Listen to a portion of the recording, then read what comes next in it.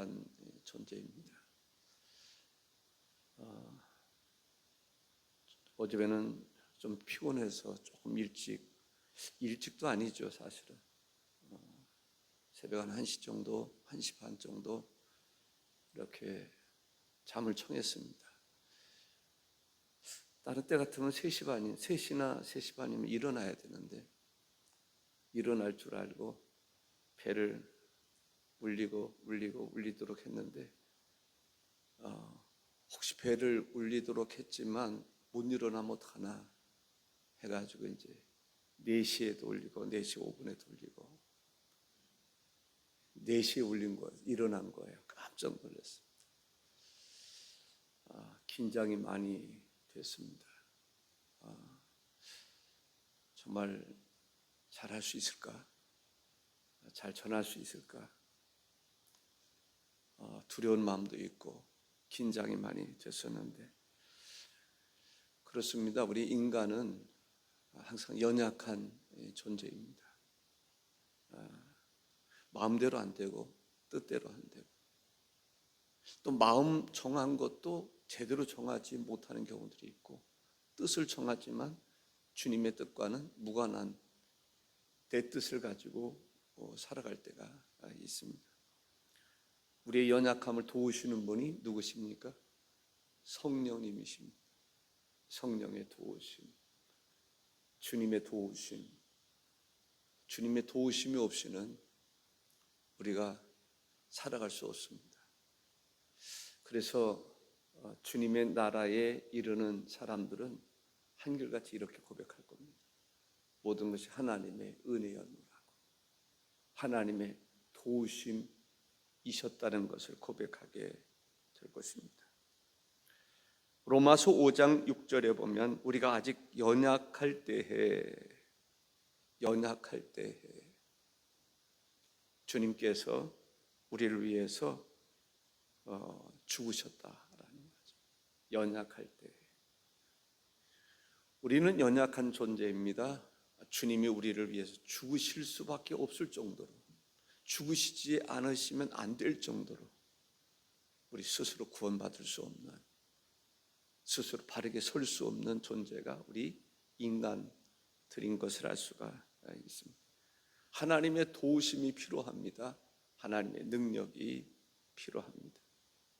성령의 능력이 필요한 거예요. 은혜가 필요한 거예요. 항상 필요한 거예요. 순간순간 필요한 거죠. 무시로 필요한 것입니다. 하나님의 도우심. 하나님은 우리에게 끊임없이 도와주십니다. 햇빛으로 도와주시고 바람으로 도와주시고 식물들에게도 하나님의 도우심이 필요합니다. 인간에게 하나님의 도우심이 필요합니다. 하나님의 도우심 없이는 하루아침에도 멸망할 수 있습니다. 우리를 늘 도와주시는 하나님께 우리가 감사할 수 있어야 됩니다.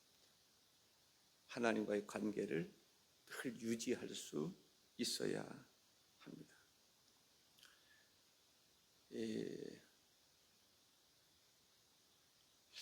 백지장도 뭐죠?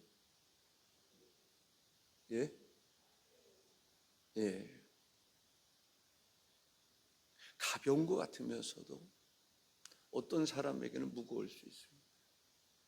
누군가의 도움만 조금만 주어도 감당할 수 있는 경우들이 있습니다. 우리 성도들은 서로가 서로를 도와줘야 돼요. 교회 공동체는 바로 그런 것입니다.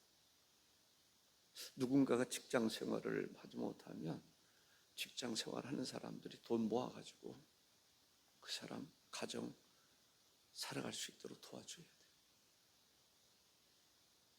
그게 교회 공동체입니다. 사실 형제들이라고 했을 때 형제의식이 많이 사라져가고 있습니다만 형제는 서로가 서로를 붙잡아주는 것을 말합니다. 교회는 함께 가는 것입니다.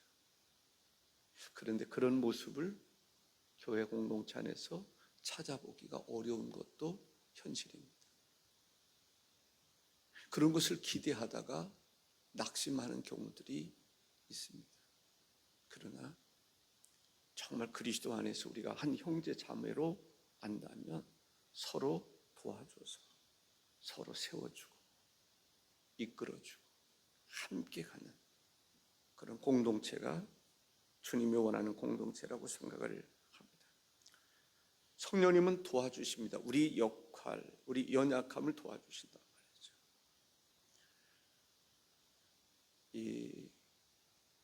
우리가 연약해서 할 수 없을 그때 도와주신다라는 거죠.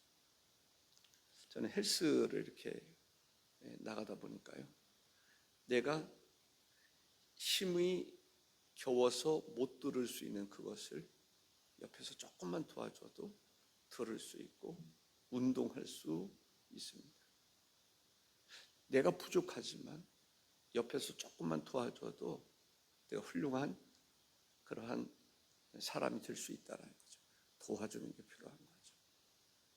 공부도 도와주는 게 필요하고요, 운동도 도와주는 것도 필요하고요, 음식 만드는 것도 도와주는 것이 필요하고요, 서로 도움이 필요한데 우리 인간에게 가장 큰 힘은 성령님의 도우심입니다.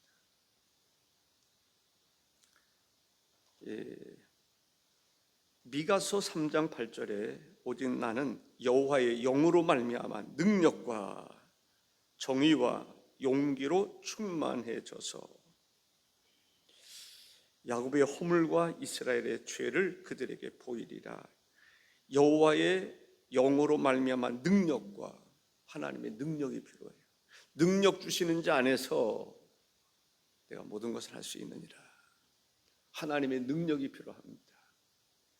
마가의 다락방에서 모였던 사람들은 왜 모였을까요? 하나님의 능력이 필요하니까. 능력을 받으니까 자신감이 생기고, 능력을 받으니까 안진뱅이를 보고도 지나쳤었는데 능력을 받으니까 일으킨단 말이죠. 능력 없는 사람들은 도와줄 수 없어요. 능력 받아야 됩니다. 그 능력은 하나님으로부터 받는 것을 볼 수가 있습니다. 두 번째는 성령님께서는 성도들의 기도를 도와주신다. 기도할 바를 알지 못하나, 우리는 무슨 기도를 해야 될지 모르니까 중언부언하는 거예요. 중언부언하지 말라고 그러잖아요. 왜 중언부언합니까? 무슨 기도를 해야 될지 몰라. 어떤 때는 나에게 유익한 것을 구해야 되는데 열심히 기도하는데 나에게 해로운 것을 구하는 경우들이 있어요. 잘못 구하는 경우들이 있다는 거죠. 예수님도 인정하셨습니다. 마태복음 20장 22절에 너희는 너희가 구하는 것을 알지 못하는도다. 내가 마시려는 잔을 너희가 마실 수 있느냐? 그들이 말하되 할 수 있나이다. 용감해도 무식한 거예요. 예수님께서 그렇게 가르쳐 주시면 깨우침을 받아야지. 끝까지 우기는 거 있죠.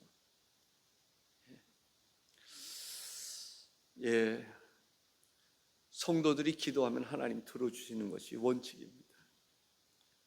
너희가 내 이름으로 무엇이든지 무엇을 구하든지 내가 행하리니 라고 말합니다.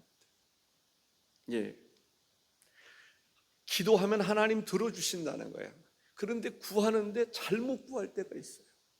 해로운 것을 구할 때가 있어요.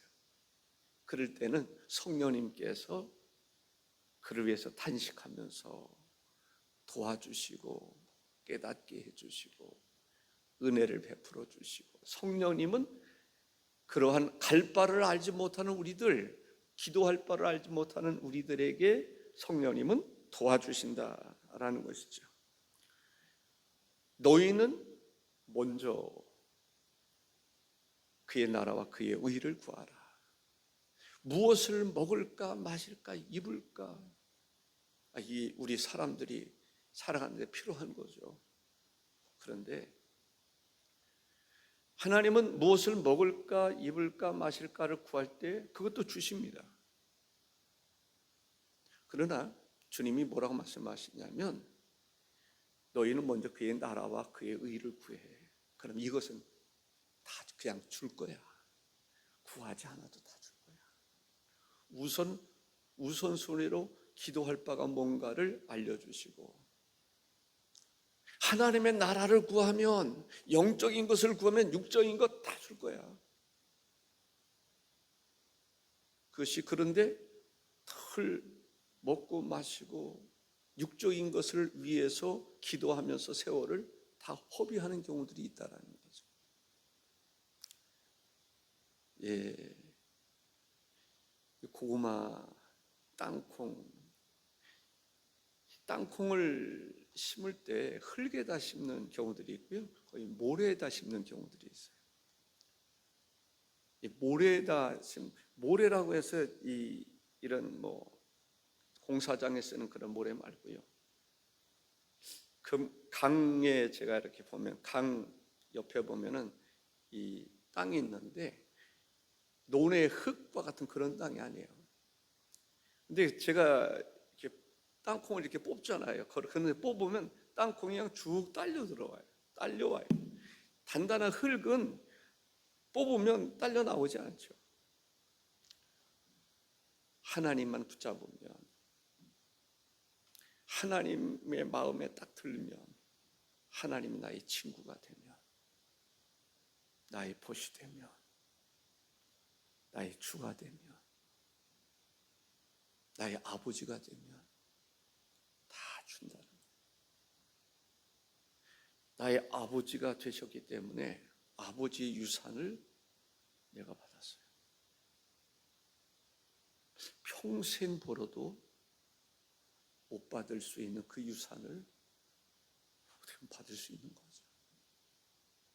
아버지와의 관계가 잘 되면, 내 아버지가 이재용 씨라면 그 어마어마한 것을 받는 거죠. 하나님을 나의 아버지라고 고백할 수 있는, 이것은 은혜가 없이는 깨달을 수도 없고 알 수도 없는 것이지만, 저는 그런 은혜가 있기를 바랍니다.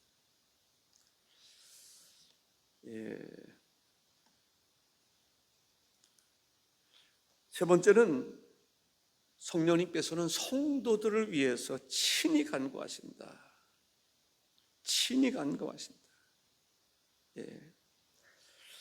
성도들을 위해서 간구한다, 호소한다. 성령님이 호소하는 거예요. 성령님이 청원하는 거예요. 인간과 하나님과는 어마어마한 차이가 있죠. 어느 정도 차이가 있을까요? 상상할 수 없을 정도 차이가 있어요. 그런데 우리가 하나님의 뜻이 있잖아요. 하나님의 뜻을 인간이 헤아릴 수 있을까요? 불가능해요.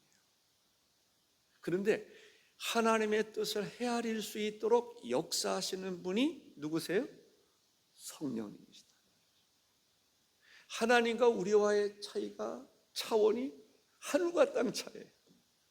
근데 이것을 중간에서 묶어주시는 분이, 깨닫게 해주시는 분이, 알게 해주시는 분이, 서로 느끼며 하나님과 우리와의 교제가 이루어질 수 있도록 도우시는 분이 누구십니까?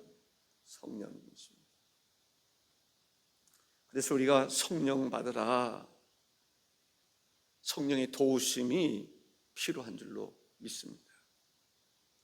우리는 기도할 때 중언부언할 수밖에 없어요.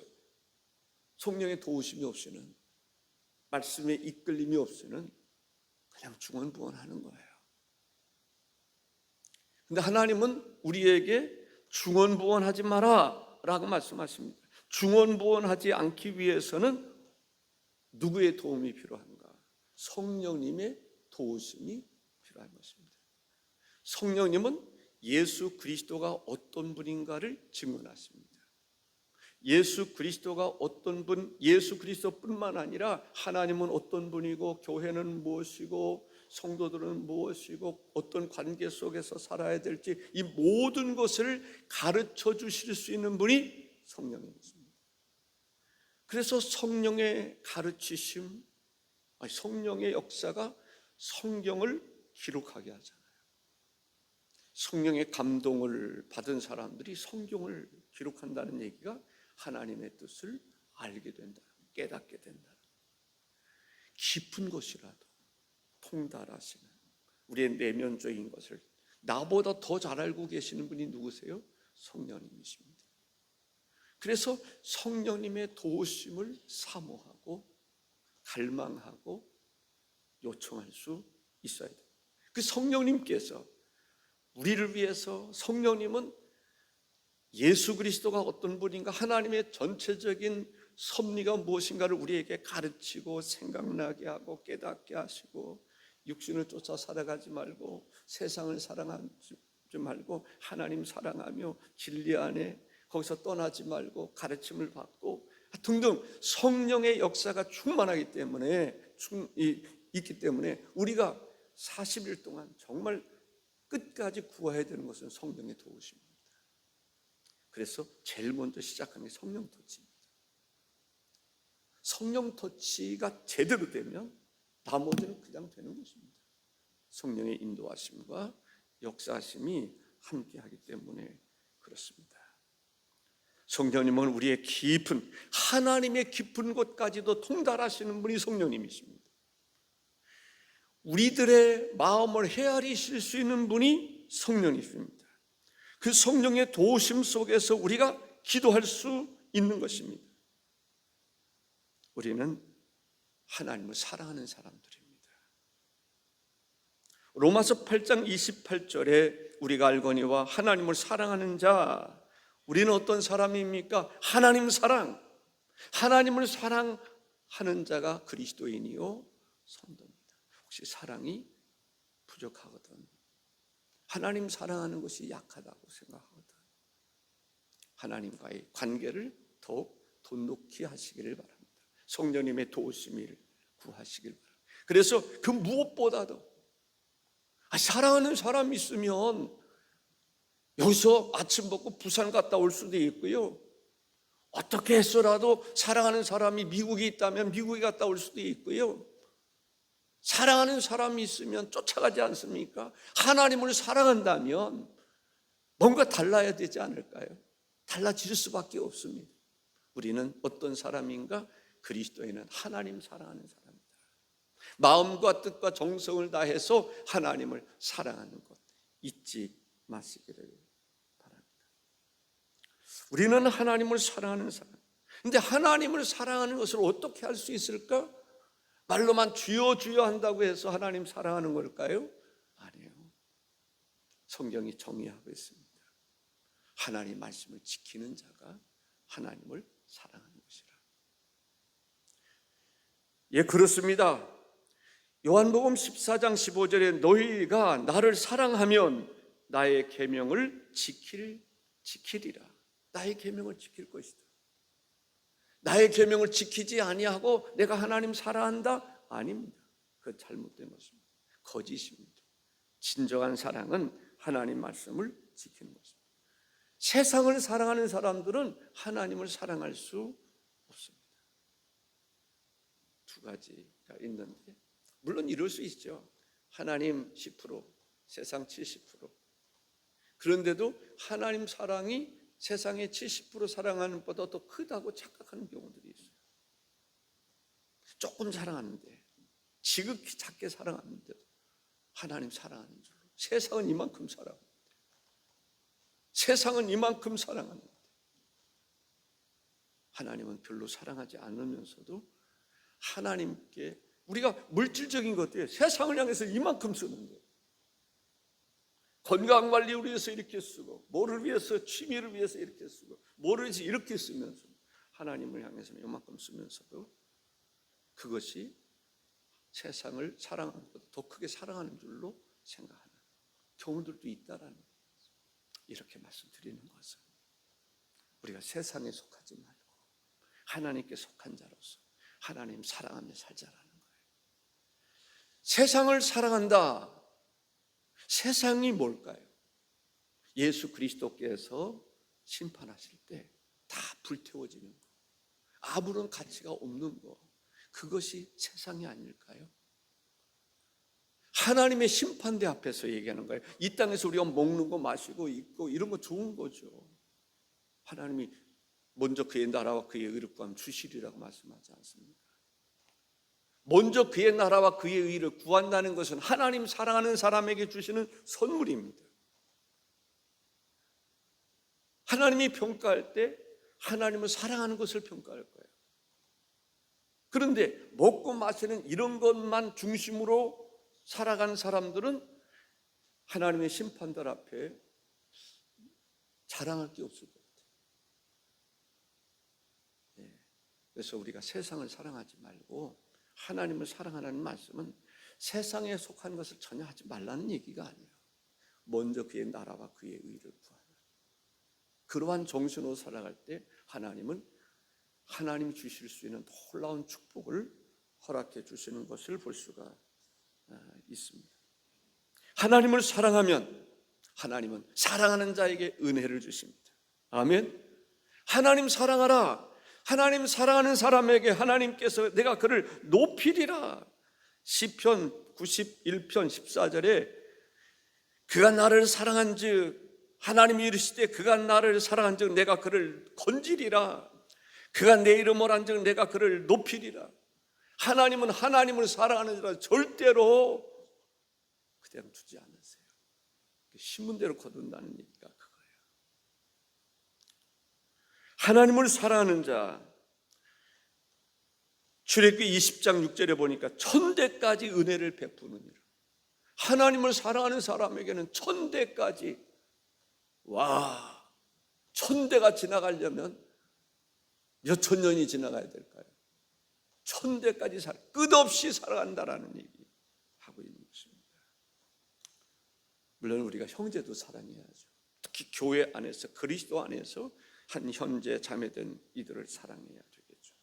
우리는 하나님의 뜻대로 부르심을 받은 사람들입니다. 곧 그의 뜻대로 부르심을 입은 자들에게는 하나님의 뜻대로 우리가 부르심을 받은 사람입니다. 우리는 하나님을 사랑하는 자요, 하나님의 부르심을 받은 사람입니다. 아멘입니까? 하나님은 하나님께서 부르시는 사람이 있는데 유대인들 가운데 부르시고 이방인들 가운데 부르십니다. 로마서 9장 24절에 이 그릇은 우리인이 곧 유대인 중에서 뿐만 아니라 이방인 중에서도 부르신 자니라. 우리는 어떤 사람입니까? 이방인 중에서 부르심을 받은 사람들입니다. 부르신 목적이 있어요. 택하신 목적이 있어요. 부르신 목적이 있어요. 하나님의 자녀가 되게 하신 데 목적이 있어요. 복음을 위해서. 실망하셨나요? 우리를 하나님 부르시는데 복음을 위해서, 복음 전도자로 부르셨다. 그뿐만 아닙니다. 그리스도의 영광에 참여하게 하기 위해서 부르셨어요. 그리스도의 영광에 참여하게 하기 위해서. 와, 복음을 위해서 부르심을 받은 사람, 이 사람들에게 하나님께서는 그리스도의 영광에 참여하도록 은혜를 베풀어 주신다라는 거죠. 그렇습니다. 하나님의 일에, 예수 그리스도의 일에 동참한 이들, 협력한 이들, 함께한 이들에게 주님의 영광에 참여할 수 있는 특권을 주신다. 은혜를 주신다라는 거죠. 자리 배치라는 생각이 들 때 천국은 다 좋습니다. 구원받은 자체가 좋아요. 행복해요. 그런데 누리는 것은 차이가 있어요. 사도로 부르심을 받고 주를 위해서 목배임을 당하고 주의 이름으로 순교한, 복음을 위해서 순교한 사람들이 참여하는 영광과 예수님 십자가에 달려 죽으실 때 구원받은 강도와 영광을 누리는 것이 같겠습니까? 성경은 그렇게 말씀하고 있지 않습니다. 그래서 초대교회 성도들 가운데는 그리스도의 영광에 참여하기 위해서, 더 나은 영광에 참여하기 위해서 헌신하고 충성하고 열정적으로 자기를 위해서라기보다는 주님의 일을 위해서 헌신했던, 왜? 그들은 예수 그리스도를 경험했던 사람들입니다. 예수 그리스도를 만난 사람들이 있습니다. 복음에 대한 확신이 있기 때문에 가장 뜨겁게 느껴질 때가 초대교회예요. 우리도 주님이 원하시는 바 그 일을 위해서 부르심을 받고 택함을 받고 주님 사랑하는 마음으로 복음을 위해서 살아가고, 그들에게 주님은 그리스도의 영광에 참여하다. 그 영광은 우리가 상상할 수 없는 영광인 것을 알 수가 있습니다. 합력해서 우리가 선을 행하는데 합력해서 선을 이루게 하신다 것입니다. 끝으로 한 말씀 드립니다. 30절에 보면 하나님의 예정을 어떻게 진행하시는지를 우리가 알 수 있습니다. 또 미리 정하신 그들을 또한 부르시고, 또 미리 정하신 그들을 또한 부르시고, 부르신 그들을 또한 의롭다 하시고, 의롭다 하신 그들을 또한 영화롭게 하셨느니라. 하나님이 택하시고 부르시는 거예요. 우리가 부르심을 받은 사람들입니다. 우리가 예수 그리스도를 믿음으로 의롭다함을 받은 사람입니다. 의롭다함을 받은 우리가 갈 수 있는 것이 무엇입니까? 우리에게 영화롭게 해주신다는 거예요. 우리를 부르시고 복음을 위해서 부르셨단 말이죠. 우리를 거룩한 백성 되게 하신 거예요. 의롭게 하시는 거예요. 우리를 영화롭게 하십니다. 그들에게 하나님의 나라를 허락해 주십니다. 하나님의 성령은 우리의 모든 것을 살피시고 통달하시고, 그래서 우리를 위해서, 정말 우리를 위해서 일하시는 분이 성령님이세요. 물론 예수님을 위해서, 하나님을 위해서 일하시는 분이 성령님이시면 정말 우리를 위해서. 그래서 주님이 말씀하시는 것은 성령 받으라, 성령 충만함을 받으라, 성령이 너희들을 위해서 무한한 대로 도와주실 것이다. 도우심을 구하라. 도우시기 위해서 성령을 보내신다. 사모하라, 기다려라. 아멘. 우리가 성령의 도우심을 구해서 성령의 도우심 가운데 가장 능력 있고 복된 삶을 살아가시기를 주의 이름으로 축복합니다. 기도하겠습니다. 주 하나님 아버지, 감사합니다. 이 새벽 주께서 축복해 주시고 은혜를 베풀어 주심을 감사합니다. 주 앞에 나온 사랑하는 모든 성도들이 성령의 도우심 속에 살아가도록 역사하여 주옵소서. 성령께서는 우리의 깊은 곳까지 다 헤아리셔서 정말 우리를 누구보다도 잘 아시고 하나님과의 관계를 이어가게 하시고 우리를 위해서 탄식하게 하시고 기도하게 하시고 기도해 주시는 분이 성령님이십니다. 이 시간 성령의 도우심이 우리에겐 필요합니다. 주님이여, 우리를 도와주옵소서. 성령님이시여, 이 시간 임재하여 주셔서 우리의 기도를 들어주시옵소서. 우리가 때로는 기도할 바를 알지 못해서 엉뚱한 것을 위해서 목숨을 거는 일이 있습니다.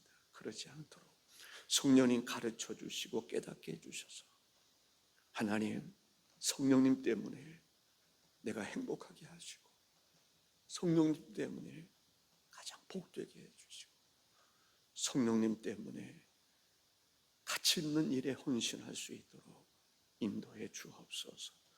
오늘도 성령님의 도우심 하나님 필요합니다. 역사해 주옵소서. 예수님의 이름으로 기도하옵나이다. 아멘. 하늘에 계신 우리 아버지,